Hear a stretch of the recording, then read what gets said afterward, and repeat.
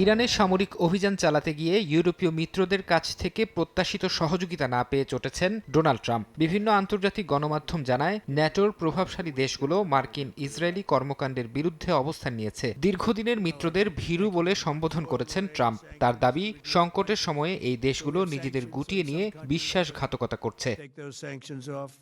সবচেয়ে বড় বাধা হয়ে দাঁড়িয়েছে ফ্রান্স, যারা ইসরায়েলগামী মার্কিন যুদ্ধবিমানকে নিজেদের আকাশসীমা ব্যবহার করতে দেয়নি। ট্রাম্পের অভিযোগ, সামরিক রসদ নিয়ে যাওয়া বিমানগুলোকে পথ ঘুরিয়ে নিতে বাধ্য করেছে ফরাসি প্রশাসন। তবে দেশটির সরকার জানিয়েছে, সংঘাত শুরুর পর থেকেই তারা বিদ্যমান নীতির সঙ্গে সামঞ্জস্য রেখে সিদ্ধান্ত নিচ্ছে। এই ঘটনায় ক্ষুব্ধ হয়ে ইসরায়েল ঘোষণা দিয়েছে, তারা ফ্রান্স থেকে সব ধরনের প্রতিরক্ষা সরঞ্জাম কেনা বন্ধ করে দেবে। সহযোগিতা না করার তালিকায় নাম লিখিয়েছে ইতালি ও স্পেনও। সিসিলির সিগোনেলা বিমান ঘাঁটিতে মার্কিন বোমারু বিমান অবতরণের অনুমতি দেয়নি ইতালি, যা ওয়াশিংটনের সঙ্গে রোমের দূরত্ব বাড়িয়ে দিয়েছে। অন্যদিকে স্পেনের প্রধানমন্ত্রী পেদ্রো সানচেজ মার্কিন ইসরায়েলি হামলার কড়া সমালোচনা করে নিজেদের আকাশসীমা পুরোপুরি বন্ধ রাখার সিদ্ধান্তে অটল রয়েছেন। দেশটির প্রতিরক্ষা মন্ত্রী সাফ জানিয়েছেন, কোনো নির্দিষ্ট দেশের স্বার্থে নয়, কেবল ন্যাটোর সম্মিলিত রক্ষায় ঘাঁটি ব্যবহার করা যাবে।